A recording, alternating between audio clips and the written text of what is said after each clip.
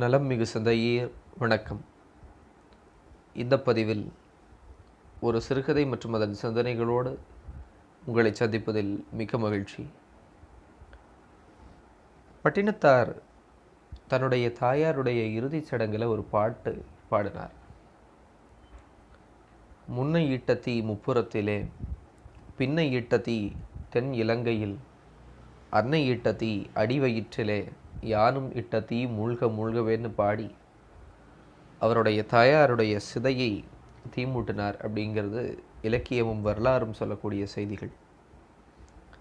அந்த பாடலின் ஒரு அடியாக இருக்கிற அன்னை இட்ட தீ அப்படிங்கிறது தான் இன்றைக்கி நாம் சிந்திக்க போகிறது கதையோட தலைப்பு.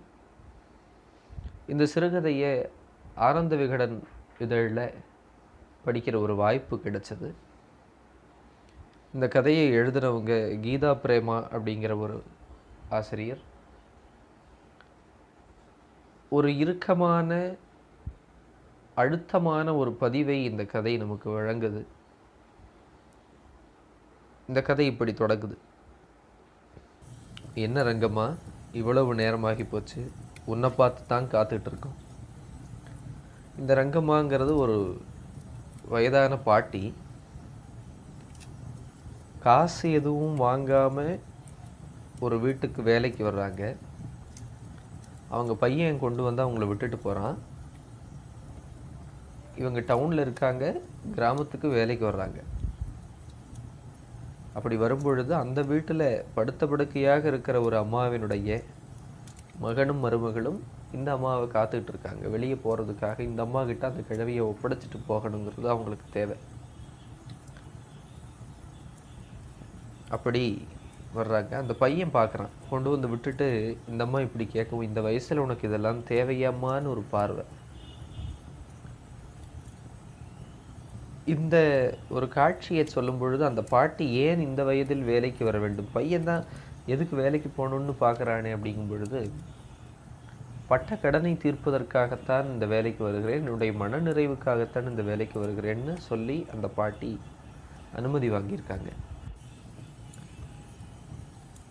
இந்த பாட்டி வந்ததும் மகன் மருமகளும், அதாவது யார் வீட்டுக்கு இந்த பாட்டி வேலைக்கு வர்றாங்களோ அந்த வீட்டு பாட்டியுடைய அவங்களுக்கு தாயாரம்மான்னு இந்த ரங்கம்மா பாட்டி பேர் கொடுத்துருக்காங்க. அவங்கள பார்த்துக்க சொல்லிட்டு புறப்படுறாங்க. அப்படி போகும் பொழுது ரொம்ப கெட்டியாக அரிசி நிறைய போட்டு கஞ்சி கொடுத்துறாத, தண்ணியாக கஞ்சி கொடுன்னு சொல்லிட்டு போகிறாங்க. ஏன்னு கேட்டால், படுத்த படுக்கையாக இருக்கிற அந்த அம்மா கஞ்சி சோறை அதிகமாக சாப்பிட்டுட்டு படுக்கையிலேயே கழிவுகளை பண்ணிட்டாங்கன்னா அதை சுத்தம் பண்ணுறதுக்கு அவங்களுக்கு ஒரு முறை. அப்படி சொல்லிட்டு அவங்க போயிடுறாங்க. இந்த ரங்கம்மா பாட்டி உள்ளே போகும்போது படுத்து கிடக்கிற அந்த தாயாரம்மா கேட்குறா, களையெடுப்பு முடிச்சுட்டு வந்து யாருன்னு. 2 வருஷமாக அந்த அம்மா இப்படித்தான் படுத்திருக்கா. பழைய நினைவுகள் தான் அதிகமாக இருக்குது. இப்போ இருக்கிற சூழ்நிலைக்கு எப்போவாவது தான் வந்து போகிறாங்கிறதெல்லாம் ரங்கம்மா பாட்டி நமக்கு சொல்கிற செய்தி. இந்த வீட்டுக்கு முன்னால் எத்தனை பேர் வந்து போயிருப்பாங்க, நான் எத்தனை வருஷம் இங்கே அங்கேயும் இங்கேயுமா அலைஞ்சு திரிஞ்சு வேலை பார்த்துருப்பேன் அப்படின்னு இந்த ரங்கம்மா பாட்டி நினைக்கிறாங்க. அந்த கேள்வி இருக்கு இல்லையா, களை எடுத்து முடிச்சுட்டு தான் வந்தையான்னு, அந்த கேள்விக்கு இந்த பாட்டி பதில் சொல்லுவாங்க, ஆமாம்மா, ஐயா பாத்தி கட்டிக்கிட்டு இருக்காங்க, நான் இந்த பக்கம் வந்துட்டேன். அவள் காலத்துக்கே போய் அவளோட பேசுறது அப்படிங்கிற ஒரு நிலையை அங்கே அழகாக அவங்களுக்காக கொண்டு வந்து கொடுக்குறாங்க. இந்த ரங்கம்மா பாட்டி கையில் ஒரு குழந்தையோட விதவையாக வீட்டுக்கு திரும்பும்போது வெறும் 17 வயது. அந்த ஊர்லேயே பெரிய வீடு, கார வீடுன்னு சொல்லக்கூடிய இந்த தாயாரம்மாவுடைய மாமியார் வீடு. அந்த வீட்டு ஐயா அவங்க தோட்டத்தில் ரங்கம்மாளுக்கு வேலை கொடுக்குறாங்க. அப்போ தான் இந்த தாயாரம்மான்னு சொல்லக்கூடிய மங்கத்தாயார் குழந்தையோடு இவ போய் அங்கே வேலை செய்கிறாளேன்னு கூப்பிட்டு வயலில் வேண்டாம், வீட்டில் இருக்கிற சின்ன சின்ன வேலைகளை நீ செஞ்சுக்கோன்னு கூட்டிகிட்டு வர்றாங்க. இன்னைக்கு அந்த தெருவுல நிறைய பெரிய வீடுகள் இருக்கு. ஆனா இது ரொம்ப பெரிய வீடாக, இது மட்டும்தான் பெரிய வீடாக அந்த காலத்துல இருந்ததுங்கிறது எல்லாம் ரங்கம்மா பாட்டியினுடைய நினைவுகள் நமக்கு அழகா சொல்லுது. மங்கத்தாயார் இந்த வீட்டுக்கு திருமணமாகி மாட்டு பொண்ணா வரும்பொழுது ரங்கம்மாவுக்கு 7-8 வயசு தான் இருக்குமா. அப்படி இருந்தபோது பார்த்த பதிவுகளை எல்லாம் சேர்த்து நமக்கு இந்த ரங்கம்மாவுடைய அந்த ஒரு நாள் வேலைக்கான வரவு சொல்லுது. அந்த கார வீட்டில் இருந்த பெரியவர் முதல் மனைவி காலமானதுனால வம்சம் தழைக்கணுங்கிறதுக்காக 2வது திருமணம் பண்ணி கூட்டி கொண்டு வந்த பெண் தான் மங்கத்தாயார். குளம் விளங்க வந்து சேர்ந்த மகராசி. அந்த மாமியார் சொல்றா, அக்கம்மாவுக்கு விளக்கேற்றி வச்சுட்டு உன் வாழ்க்கையை தொடங்குன்னு. வீட்டுக்கு பின்னால ஒரு சின்ன மாடம் இருக்கு, ஒரு மரத்தடியில். அந்த மாடத்தில் விளக்கேற்றி வச்சுட்டு தொடங்குறா. பிள்ளைக்குட்டி எல்லாம் ஆகுது. திடீர்னு ஒரு நாள் இந்த மங்கத்தாயாருக்கு ஒரு கேள்வி வருது, எதுக்கு தினமும் அக்கம்மாவுக்கு விளக்கு போடணும்? இங்கே எதுவும் மாடு முட்டி இறந்து பண்ணா அப்படின்னு ஒரு கேள்வி. அப்போ அந்த மாமியார் ஆரம்பிக்கிறா, அடடே உனக்கு இன்னும் அந்த கதையை நான் சொல்லலையா அப்படின்னு சொல்லி ஆரம்பிக்கிறா. உன்னை போல இந்த வீட்டுக்கு மருமகளாக வந்தவ தான் அக்கம்மா. அப்பா அண்ணன் எல்லாம் சேர்ந்து தாயில்லாத அந்த பிள்ளைய சாப்பிட்ட தட்டை எடுக்க விடாமல் வளர்த்துருக்காங்க. ஊர்லேயே பெரிய வீட்டில், பெரிய ஒரு செல்வந்தர் வீட்டில் முதல் மருமகளாக வர்றோங்கிற பெருமையை அவள் தாங்கிட்டு வந்தா. ஆனால் அதுவே அவளுக்கு வினையாக போச்சு. இங்கே எல்லாம் சாப்பாடு, கஞ்சி, தானியம் எதுக்கும் குறவில்லை. ஆனால் என்னென்னா, அப்போ ஒலை வைக்கிறதுக்கு தேவையான நெல்லை குத்தி அரிசி எடுக்க வேண்டியது அவங்கவுங்க வேலை. அவளுக்கு இதில் செஞ்சு பழக்கம் இல்லை. அப்புறம் கணவனையும் சேர்த்து வீட்டில் 5 ஆண்கள், இவங்களுக்கெல்லாம் அந்த பெண்கள் எல்லாருக்கும் சேர்த்து சமைக்கணும். அவங்க சாப்பிட்ட பின்னால் தான் சாப்பிடணும். இப்படி சில முறைகள் அந்த வீட்டில் இருந்தது. அவங்க சாப்பிட்டு முடிச்சதுக்கப்புறம் பார்த்தா சில நேரங்களில் இவளுக்கு கால் வயிறு கூட போதாத உணவு தான் இருந்திருக்கு. ஆனால் அதை சொன்னால் இங்கே நிலைமை மாறிடுமோ, மாமியார் வீடாச்சேங்கிற ஒரு பயத்தில், ஒரு வருத்தத்தில், ஒரு தயக்கத்தில் அவள் பெரும்பாலும் பட்டினியோடு தான் உறங்கியிருக்காங்கிறது யாருக்குமே தெரியல. கொஞ்ச நாள் அப்படி இப்படி சமாதானப்படுத்திட்டு இருந்தாலும் கூட அவளால் முடியலை. பசி தாங்க முடியாமல் மாட்டுக்கு வச்சிருந்த பருத்தி புண்ணாக்க எல்லாம் கூட யாருக்கும் தெரியாமல் அழித்து நிட்டு வயிற்று வலியால் அவதிப்பட்டாள். சரி, இதை காரணமாக சொல்லி பிறந்த வீட்டுக்கே போயிடலாம்னா அப்பாவுக்கு அவமானமாக இருக்குமே அப்படிங்கிறதுனால மட்டும் அவள் அதை பற்றி பேசவே இல்லை. வேற வழியே இல்லாத பொழுது அக்கம்மா ஓடி போய் ஒரு நாள் வீட்டுக்கு பின்னால் இருந்த கிணத்துல குதிச்சிட்டா. என்ன காரணம்னு யாருக்குமே தெரியல. ஆனால் 2 நாள் முன்னால் இன்னும் எத்தனை நாளைக்கு இந்த உரலோடு மல்லு கட்டுறதுன்னு அவள் புலம்புனதாக வேலைக்காரி சொன்னான். அவள் போய் சேர்ந்த பின்னால் தான் அப்பா 4 நாளாவது வீட்டுக்கு கூட்டிகிட்டு போய் நல்ல சோறு போடுங்கன்னு அவள் அப்பாவுக்கு அனுப்பிவிட்ட தாக்கல் அவருக்கு கிடைச்சது. எங்கே அதை சொல்லி எழுதா சம்பந்தம் பண்ண வீட்டுக்கு பெருமை குறைஞ்சு போகுமோன்னு அவர் மனசுக்குள்ளேயே கதறி எழுதிட்டு போனார். இதெல்லாம் நமக்கு தெரியக்கூடிய செய்திகள். அந்த கிணத்தை மாற்றி அங்கே ஒரு பீடம் கட்டி அக்கம்மா தான் குலதெய்வம்ங்கிற மாதிரி அங்கே அவளுக்காக தினம் நெய் விளக்கு போடுறாங்க அப்படிங்கிறது இந்த மாமியார் சொல்லி முடிக்கிறார். இதையெல்லாம் மங்கத்தாயாரோட மாமியார் சொல்லி முடித்த பொழுது ஒரு சாதாரண பெண்ணாக, அதுவும் 2ஆம் தாரமாக வந்த பெண்ணாக, மூத்த தாரத்துக்கு மேலே வர வேண்டிய ஒரு வெறுப்போ காழ்ப்புணர்ச்சியோ எதுவுமே இல்லாமல் வீட்டுக்கு வாழ வந்த பிள்ளை பசியோடு இருந்து மாண்டு போயிருக்கா.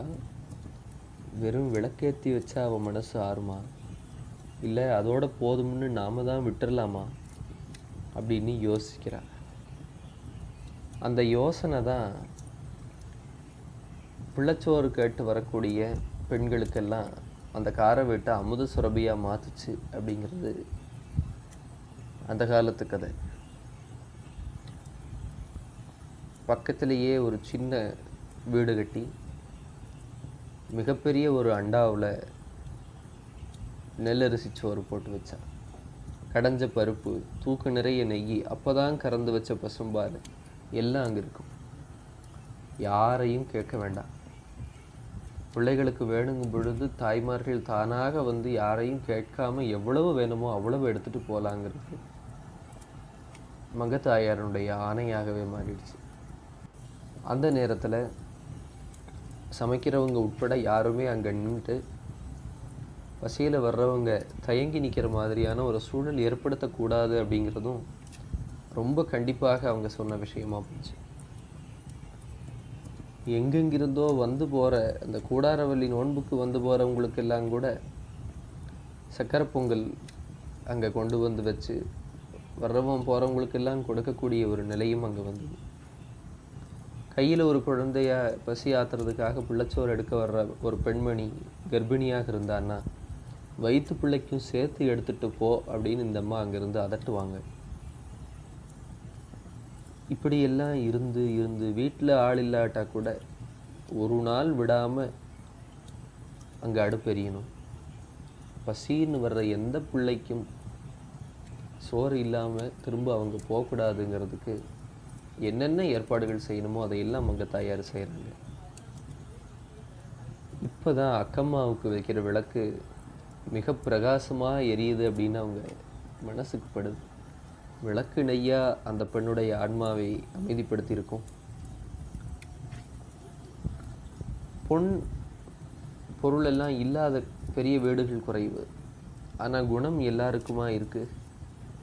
மங்கத்தாயார் அதுக்கு பின் ஊருக்கே தாயாரம்மா தான்னு அந்த ஆசிரியர் எழுதியிருக்கிற ஒரு வாசகம் இருக்கு. அதுதான் இந்த கதையில் மிகச்சிறந்த ஒரு புள்ளி. மங்கத்தாயார் எப்படி தாயாரம்மாவானால் அப்படிங்கிறதுக்கான அந்த காலத்தை சொல்லிட்டு அப்படியே நம்மளை நேராக இங்கே கூட்டிகிட்டு வரக்கூடியது மங்கத்தாயாரனுடைய குரல் தான். கஞ்சி கஞ்சி. இந்த கஞ்சியை அந்த அம்மா கேட்குறா. ரங்கம்மாவுக்கு ஒரு வருத்தம், தண்ணியாக கஞ்சியை கொடுக்கணுமே, கொஞ்சம் கூழாக கொடுத்தா படுத்து கிடக்கிற இந்த அம்மாவையும் என்னையும் சேர்த்து சபிப்பாங்களே, சே இப்படி ஒரு வேதனையான நிலைமையை என்னை பார்க்க வச்சுட்டியே கடவுளேன்னு ரங்கம்மா வருத்தப்படுறா. அப்போ ஈன சுரத்தில் ஒரு வசனம் கேட்குது, நீ வர்றப்ப தர்ற கஞ்சி கொஞ்சம் தாங்குது.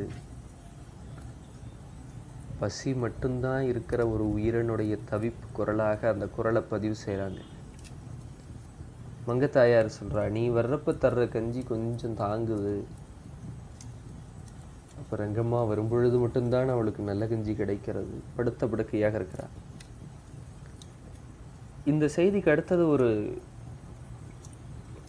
வசனம்னு சொல்ல முடியுமா, வாசகம்னு சொல்ல முடியுமா, அது ஒரு காட்சிப்படுத்துதல். ரங்கம்மா மனசுக்குள்ள நினைக்கிறா, எத்தனை வயிறுகள் வாழ்த்து இருக்கும், எத்தனை வறண்ட நாவுகள் போற்றி இருக்கும். மூத்தரவாடைக்குள் பசித்து வெறும் வெளியை துழாவும் இந்த கைகள் தானே இதே இடத்தில் முழங்கை வழிவார நெய் பெய்து அள்ளி அள்ளி தந்து பசியாற்றியது.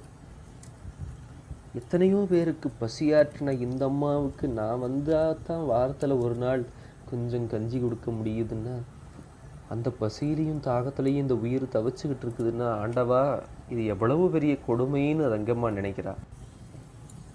அந்த வருத்தம் இந்த வசனமாக ஆசிரியர் மூலமாக வெளிப்படுது.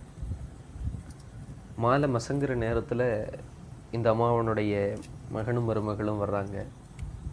அவங்கக்கிட்ட போயிட்டு வர்றேன்னு சொல்லிட்டு போகிற ரங்கம்மா கட்டில்கிட்ட போய் மெதுவாக குனிஞ்சு தாயார்கிட்ட சொல்கிறா, அம்மா போயிட்டு வர்றேன், 2 நாள் பொறுத்து வரேன். தலையசைப்பு பதிலாக வருது, மங்கத்தாயார்கிட்ட இருந்து.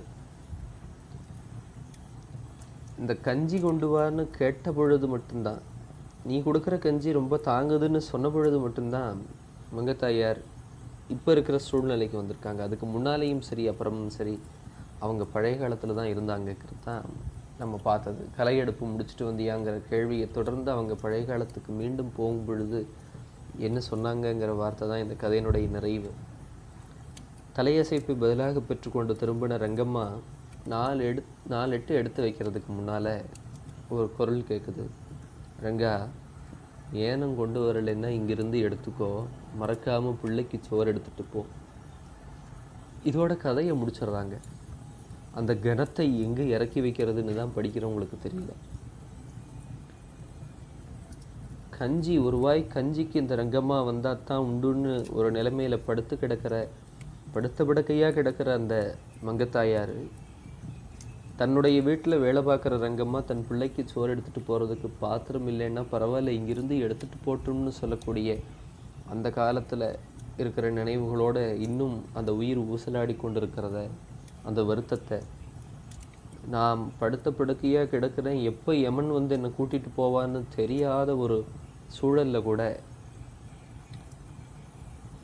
தன்னுடைய அந்த தர்ம சிந்தனையை மாறாமல் அடுத்த வேளை சோத்துக்கு ஒரு பிள்ளை தவிக்கக்கூடாது, அந்த பிள்ளைக்கு சோறு கொண்டு போன்னு சொல்லக்கூடிய அந்த அள்ளித்தந்த பண்பை, அந்த மனசை, அந்த தாய் உள்ளத்தை, அந்த வீட்டு வாசலில் தனியாக ஒரு வீடு கட்டி என்றைக்கும் எரியாமல் அடுப்பை மூட்டி சமைச்ச அந்த தாய் உள்ளத்தினுடைய சிறப்பை இந்த கதை அவ்வளவு அழகாக சொல்லுது. அன்னையிட்ட தீ. இன்றைக்கும் இந்த மங்கத்தாயார் ஒருவேளை உணவாவது சாப்பிட்டு பசியாறி கொண்டிருக்கிறாள். அந்த கஞ்சியாவது அவள் தாகத்தையும் பசியையும் தவிப்பையும் நீக்குகிறது அப்படின்னா அதுக்கு ரங்கம்மா உதவியாக இருக்கா அப்படின்னா அதுக்கு அந்த தாயார் என்கிற அன்னை இட்ட தீ பல குழந்தைகளின், கர்ப்பிணி பெண்களின் பசியை ஆற்றியது தான் காரணம். அந்த தர்மம் தான் அவளுடைய தலையை காத்து கொண்டிருக்கிறது. அப்படிப்பட்ட ஒருத்திக்கும் இப்படிப்பட்ட ஒரு நிலை வந்து விடுகிறதே என்று வருத்தப்படுவதற்கு நாதி இருக்கிறது. இப்படி பல்வேறு சிந்தனைகளை, ஒரு அழுத்தமான பதிவை இந்த கதை நமக்கு வழங்குகிறது. எப்படி இதை சொல்லி எந்த வகையிலே இந்த கதையினுடைய கருத்தை முழுமையாக ஒரு வரியோ வசனமோ சொல்லி நிறைவு செய்வது அப்படிங்கும் பொழுது வேற எதுவுமே சொல்ல முடியாது. மறக்காம பிள்ளைக்கு சோறு எடுத்துட்டு போன்னு சொல்ற அந்த வசனம் இந்த கதையை நிறைவு செய்தாலும் அதனுடைய தாக்கத்தை, அதிர்வுகளை அப்படியே இருக்கும்படிக்கு படிக்கிறவர்களுடைய உள்ளத்திலே ஏற்படுத்தி விடுகிறது. இது ஒரு மிகச்சிறந்த சிறுகதை. இன்றைக்கும் நாம் இந்த மாதிரி எத்தனையோ பேரை பார்க்கிறோம், அல்லது அப்படி பார்க்கப்படுகிற எத்தனையோ பேர் நம்மிடையே வாழ்கிறார்கள். அப்போ இந்த அறத்தினுடைய நிலை என்ன, அது செய்கிற பலன் என்ன, அந்த அறம்தான் எப்படி தாங்கி கொண்டிருக்கிறது, இறுதி வரைக்கும் அவளுடைய இதயத்திலே அந்த அறச்சிந்தனை எப்படி ஊறிக்கொண்டிருக்கிறது என்பதையெல்லாம் நாம் பார்க்க முடிகிறது. அந்த வகையில் இந்த கதை ஒரு மிகச்சிறந்த, அருமையான, சிந்திக்க வைக்கக்கூடிய, இதயத்தை உருக்கக்கூடிய ஒரு கதையாக இருக்கிறது. சிந்திப்போம். வேறு பல கதைகளையும் கருத்துக்களையும் அசைவோடும் வரை இந்த கதையின் அதிர்வுகளில் பயணிப்போம். வாழ்க வளமுடன்.